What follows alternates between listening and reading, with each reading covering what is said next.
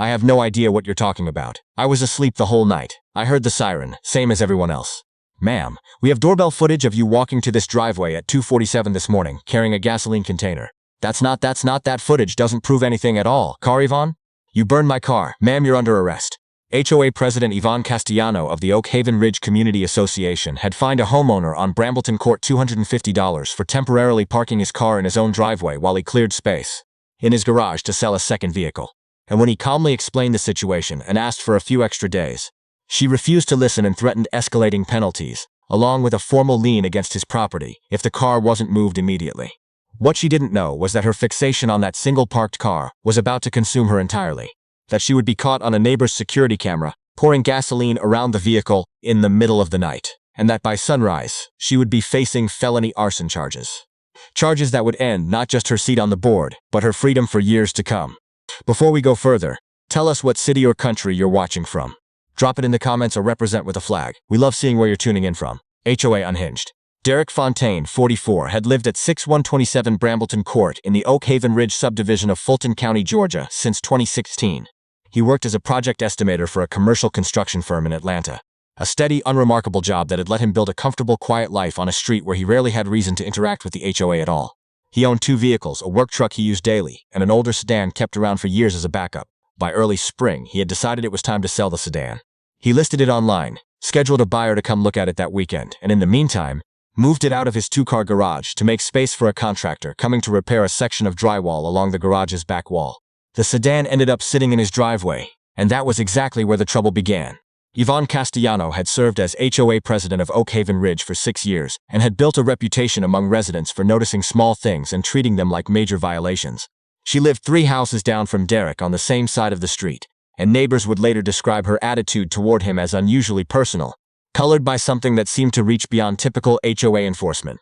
She had commented more than once at community gatherings about homeowners who, in her words, thought they could park however they pleased without consequence. And Derek's sedan sitting in his driveway became, almost overnight, the focus of an intensity that did not match the situation whatsoever. She knocked on his door the very first evening the car appeared, telling him overnight parking violated community standards and needed to be corrected right away. Derek explained calmly that his garage was mid-repair, that he was actively selling the car, and that he expected it gone within a few days once the sale closed. Yvonne told him that was not her problem, and that the violation would be recorded regardless of any explanation. The following morning, a notice appeared in his mailbox citing Oak Haven Ridge Provision 4.2 for unauthorized overnight parking, along with a $250 fine attached. Derek looked up Provision 4.2 that evening and found it covered commercial vehicle signage, not personal parking arrangements of any kind whatsoever. Arthur Sims, 68, who lived directly across the street at 612 Brambleton Court, mentioned to Derek a few days later that he had noticed Yvonne walking past the sedan slowly on 2 separate mornings, lingering long enough that Arthur found it genuinely strange. Derek thanked him for mentioning it, filed the notice away, and continued waiting for his buyer to finalize the sale, with no idea whatsoever that Yvonne's fixation on his car was about to become something far more dangerous than a simple fine. Derek did not pay the fine, and did not move the car since the drywall repair in his garage was still underway, and his buyer wasn't scheduled to collect the sedan until the weekend. Yvonne Castellano returned the following day with a second notice, this one raising the fine to $500 and including language warning that continued non-compliance would be treated as a pattern of disregard for community standards. Language that felt wildly disproportionate for a car that had sat in a driveway for barely 48 hours. Derek photographed the notice, called the HOA office to ask for a short extension given the circumstances, and was told by the office assistant that Yvonne had left instructions not to grant any exceptions regarding his property specifically, a detail that struck Derek as odd since no other resident's situation had ever come up in that conversation before. Arthur Sims kept noticing things that troubled him. He mentioned to Derek that Yvonne had been seen standing at the edge of her own driveway on 2 occasions, simply staring down the street toward the sedan for several minutes at a stretch, not doing anything, just watching. Arthur had lived on Brambleton Court for 19 years, and said he had never seen her behave this way about anything, even disputes that had involved actual repeated violations from other residents in the past. He told Derek plainly that something about her reaction did not sit right with him, and that he intended to keep his own doorbell camera pointed toward the street, just in case. By the second night, Derek's buyer had confirmed he would arrive Saturday morning with certified funds in hand, meaning the car needed to remain in the driveway for 2 more nights at most. Derek called the HOA office again to explain the exact timeline, hoping a specific date would settle the issue. But Yvonne intercepted the message herself and left a voicemail on his phone that same evening. Her tone on the recording, which Derek saved right away, was notably tense, telling him his refusal to comply was becoming a serious problem for the neighborhood's image, and that she would be recommending further board action if the vehicle wasn't gone by morning. Derek played the voicemail for his neighbor Arthur, who agreed it sounded like more than ordinary HOA frustration. Derek considered calling an attorney at that point, mainly to have documentation on hand in case Yvonne followed up with a lien threat, and reached out to Garrison Pierce, an attorney who had helped a coworker with an unrelated property matter the year before. Garrison reviewed the notices, the misapplied bylaw citation, and the voicemail, and told Derek the fines had no legitimate basis whatsoever, and that he should simply keep documenting everything while waiting for the sale to close. Neither Derek nor Garrison had any reason to believe the situation was anything more than an overzealous HOA president overstepping her authority. Arthur, watching from across the street with a growing sense of unease, was the only one who sensed that Yvonne's fixation on that single parked car had drifted somewhere well beyond ordinary frustration, though even he could not have predicted what she would do once night fell on the third day. The third night arrived quietly. Derek's buyer was set to arrive first thing Saturday morning, with certified funds in hand, meaning the sedan needed to survive only a few more hours in the driveway before it would finally be gone for good. Derek went to bed around 11, unaware that Arthur Sims's doorbell camera positioned across the street was capturing every movement along Brambleton Court through the night.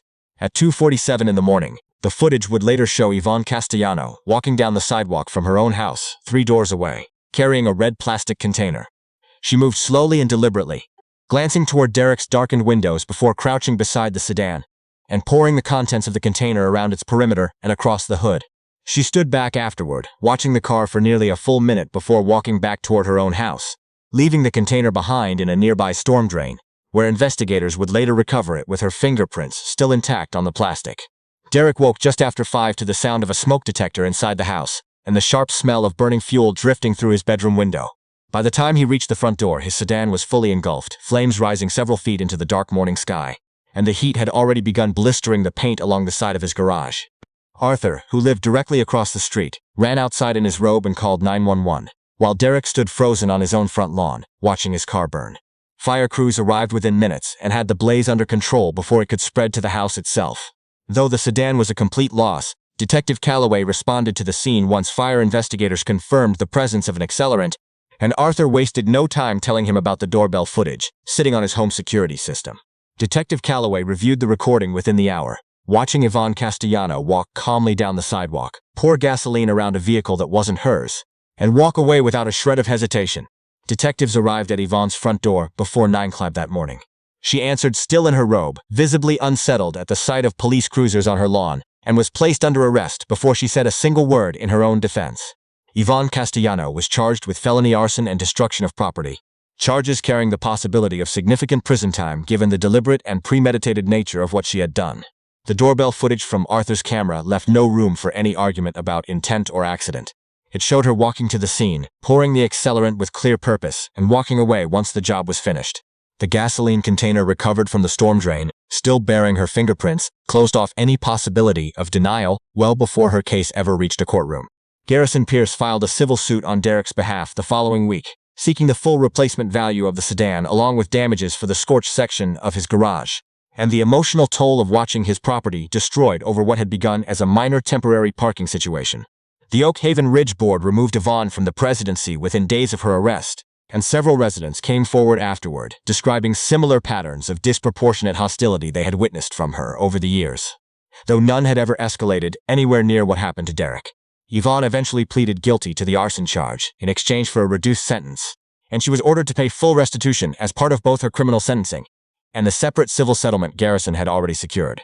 She served several years in state prison, and the Oak Haven Ridge Board issued a formal statement acknowledging the fines against Derek had never been valid, and expressing regret over how long her behavior had gone unchecked before it turned genuinely dangerous. Derek replaced the sedan with a newer model months later, and Arthur's doorbell camera, the very thing that solved the case, still points toward the same stretch of sidewalk it always has, though the street has stayed quiet ever since. If this story hit different, share it with someone who needs to see it, and drop your flag in the comments. HOA Unhinged, and we are nowhere near done.